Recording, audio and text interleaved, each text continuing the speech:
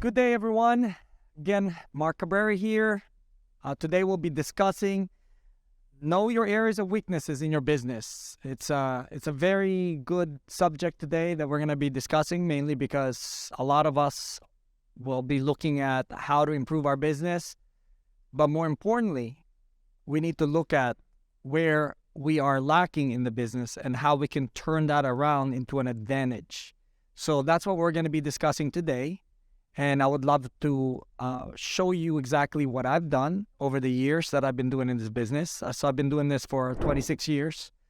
And this year, as a matter of fact, it's been a great year for me because I'm having a wonderful time training and developing people in our group of people here. In doing so, I'm able to show everybody what I've done over the years that worked. So I'm still selling houses to this day. I'm doing coaching and training. I'm also managing an office at the same time. So there's a lot of multitasking that I'm doing. But more importantly, knowing where your weaknesses are in your business will be critical for you to be able to make the adjustments, because number one thing is for you to be able to identify the issues that you have in your business. A lot of times it's not obvious, or it may be obvious, but you're not able to see it because you're in it. One of the things that I'm going to bring up today is the part of questions that you would need to ask yourself where you are and identifying where your weaknesses are. So the number one question that I have here is, are you new to the industry of your business? So essentially, if you're new in the real estate industry, as well as being a new agent, it's a huge weakness, mainly because some people go into the real estate business already having some experience in real estate, whether they became an investor or manager of their own properties, or they've already flipped houses. So some people, before even going into the real estate, already have an idea what the business is all about. And also sometimes people go into this business not necessarily from the perspective of selling properties for other people, but selling it for themselves. So it depends on what your purpose is. But if you are new into the industry, one of the highly recommended things that I would tell you to do is do a lot of research in terms of what makes a top producing agent produce. And the way you would do that is you would interview agents throughout our office, which a lot of them are willing to share information with you. Just like myself, I'm willing to share information with you in terms of what the industry is like, what you need to kind of look out for, what direction or the trend the business is going at. So then you will be prepared to be able to actually pursue a particular marketing venue that you're going to go after that would more than likely work, especially if you're following the ones that are already successful in the business, because business is constantly changing, and the way we adjust is how we survive. So this is a battle of adjusting to your circumstance, adjusting to the kind of market we're in. So this is something that you want to ask yourself. So if you're new in this industry, definitely interview top producing agents and find out what makes them successful. I've done it myself. I'm still doing it myself. Anybody that's producing more than I'm producing, I want to know what they're doing that's maybe different than what I'm already doing, so that I can put more emphasis on certain areas of my business, such as right now, internet is booming in terms of being able to get business through like Google AdWords or through social media. This is the area now where the business is actually headed out. One of the reasons why I know, of course, is because I interviewed somebody that's making somewhere between $800 to $1 million a year. And I'm looking at, okay, where are you getting most of your business? Well, I'm getting it from this particular source, social media. I have a huge amount of following. So I'm like, okay, well, that's a direction I could take, because currently right now, I'm not doing much of that in terms of being on the internet or having internet presence or doing any kind of social media marketing. The way my business has always run is the basic: make a phone call, invite somebody to an event, we hang out, we become friends, and then they want to buy a house and sell a house or refer a friend. That's what they actually do. They end up referring it to me. So that's primarily how I'm getting my business this year, and many of the years that I've been doing this business.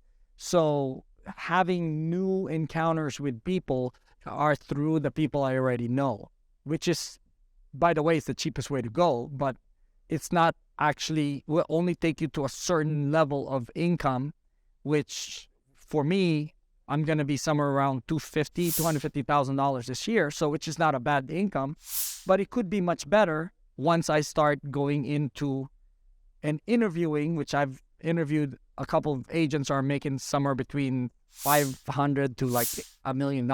So with that in mind, it helps me understand exactly what I'm missing in my business. So when you're new into the industry, try to get to know the people that are already doing the business and try to interview them and find out what they're all about, what's happening in their business, how they're getting their business, and what kind of process they're going through. And they're willing to share with you a lot of times, because this, especially we don't compete with each other. We help each other grow. And this is basically the culture that has gone around here and that's one of the reasons why I love this company. So do you know enough people to sell houses to? When you're new in the business, a lot of times you don't know a lot of people, and that's usually the biggest excuse people give me why they're not doing anything, is because they don't know enough people. Well, the reality of it is you could know a lot of people, even in a short period of time if you wanted to. When I remember when I first got off of being a mentee to a mentor, I left my whole database with that person that helped me grow my business, or helped me understand how this business works. And I started from zero, from scratch. And what I had done is basically I went from one community to the next community, being part of it by either, for volunteering kind of stuff. I volunteered myself for nonprofit organizations. I paid like booths, like $300 to $500 to have a booth in a particular event that's going on.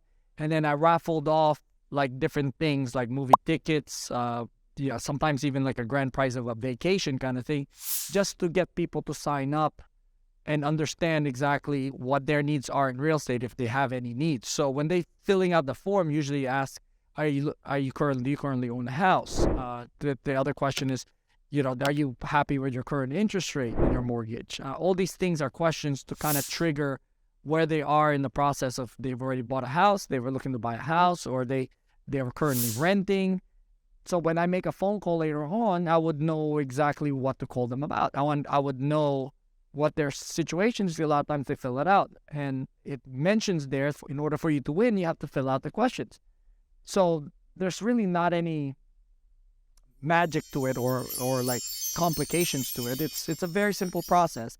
And that process allowed me to be able to gain the clientele that I currently have, because what I've done over the years is I built it up, and I always stayed in touch with every single person that made it to my database.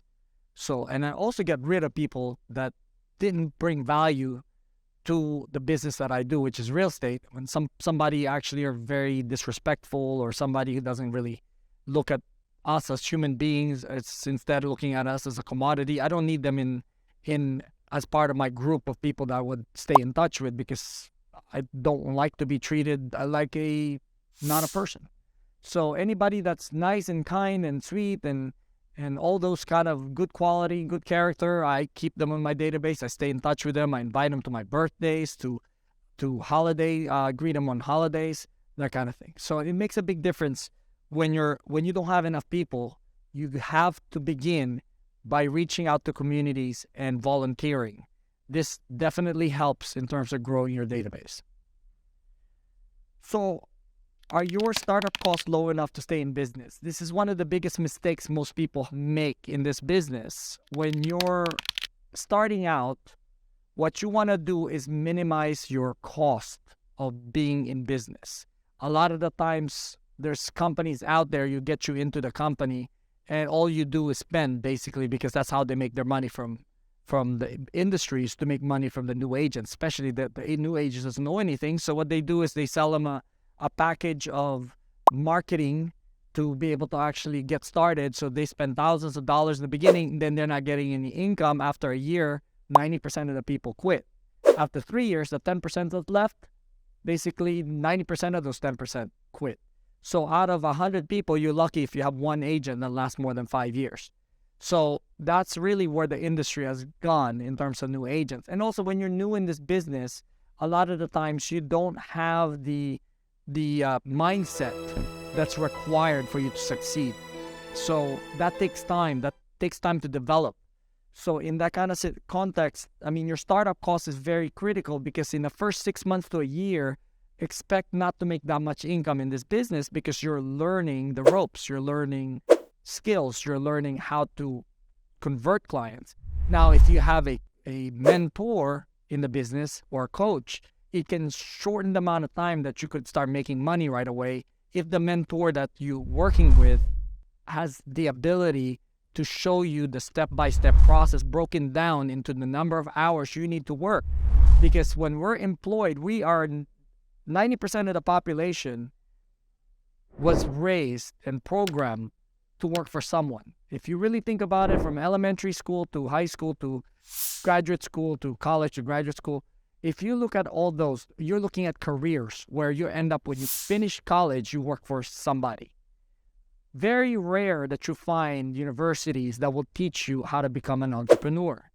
And if you notice, a lot of the people, they got honorary degrees because they never had to get the degree because they knew exactly how to run a business. If you look at some of the most successful owners of businesses out there, the college was not the mindset that they needed to be in. So a lot of them quit. But they eventually get their degree once they've already been successful. But they focus their energies in terms of building the business. Well, the same thing with you. What's beautiful about real estate, the barriers to entry to real estate is very little. It's up to you how to keep your costs down. It's up to you how to make sure that you learn and you grow into the business. It's up to you how to develop yourself as a person so then you'll attract people rather than detract people. There's people out there that take so much out of others that they expect others to keep giving. Well, it doesn't work like that. Reciprocity rule simply states that if you provide value to somebody, okay, our natural behavior across the board is to provide value back. It's a natural phenomenon. I didn't create the natural way of behaviors, but if you look at the behavior of people in general, the more you do for somebody, a lot of times the person would want to reciprocate back. But there's people out there that they just keep taking because they think the whole world actually revolves around them. If you're one of those people, it's harder for you to succeed in this business because we are in the people business and we are in the business of helping others, not helping ourselves. In the process of helping others, naturally, we help ourselves. And that's how you have to look at the way our business works because we're in the people business. We're not in the selling of a house business. We're in the business of relationships and building stronger relationships each and every time you have an opportunity. And over the next generation and generation after that, I'm actually already selling to grandchildren of my clients. So, I mean, it's telling my age at this point. But at the same time, though, if I'm able to do that, it's because the relationship has been established to the level that I'm actually part of their family. So this is the kind of skills, I would say, or this is the kind of attitude or character that you need to build for yourself in order for you to grow in the business. Does your significant other support you in the business emotionally? See, just like anything else, success comes in pairs in that sense because it's so much harder when your spouse doesn't support you. Or it could be so much easier, but then you don't have a spouse in the end. I mean, that's the reason why there's a high rate of divorce in real estate, mainly because the amount of understanding of what kind of business we got ourselves into is not understood by the person that's our significant other. And one of the reasons why is because they don't know enough about our business and the way we run our business. So that can become a weakness for you because in certain events that you would need to attend, you couldn't attend because your spouse is actually arguing with you because you haven't spent enough time. So all those things you have to balance out in your life. So this is another weakness that a lot of people have. It's the fact that their spouse does not support their business. So they end up supporting their spouse, which is great. But if your spouse does not support your business, it's much more difficult to grow your business because you don't have that emotional support that's necessary for you to be able to connect with others in certain times. Are you tough enough mentally to be able to withstand rejection and failures? This is a lot of times what we have innately in us, that we don't like to be rejected. We don't like to fail. Believe me, nobody likes to fail. I don't like to fail. But I look at failure and I kind of twist that whole lens around and say, okay, I failed, but I learned. And each failure that I have is one step closer to succeeding. So if I start thinking this way, eventually those failure turns into success because I'm able to adjust through the things that didn't work. You see, it's like to me, the way I look at it, it's like checking off. Okay, I've done that. I've made a mistake there. Made a mistake there. As long as you don't keep repeating the same mistake, then you're not really insane, because some people expect that the result will change even if they're doing the same thing over and over and over. No, it doesn't work like this. Okay, if you want to succeed in this business, you have to look at that weakness that we all have. This is inherent, that we all have a weakness of being rejected and not wanting to be part of that process, or failure, not wanting to be part of that process. Why? Because we are risk averse in general, in most cases. Just like anything else, if there's something that could burn you, your natural instinct will keep you away from something that burns you. Well, failure and rejection is an emotional burn, if you put it this way. When you fail or you get rejected, okay, there's a certain amount of pain that goes through a part of your head that apparently is the same part that receives pain if you actually burn yourself or if you were drowning. So the natural reaction is to stay away from it. And that's the reason why behavior towards being rejected, or behavior towards being or failing, is something that we want to stay away from. Just like if we were getting burned from a fire, we don't want to put our hands in there because we know we're going to burn. Well, failure is the same way. The only difference is failure is an emotional state of being. You can always work on those. And the tougher you get mentally with that part of our minds, which is weak in general, because that's a natural instinct that we have, the tougher you get on that side of it, the more likely you'll succeed in this business. So just keep that in mind, that's a lot of the reasons why people don't make it in this business, is because once they feel rejected, they don't want to try it again. They find all the excuses why they shouldn't make another phone call. They find all the excuses. They'll take them 1 hour to make one phone call. Or they find all the excuses why they wouldn't show up to a particular event because they feel like they're actually a failure. All that is basically is in your mind. Your success relies on your ability to overcome that thought process.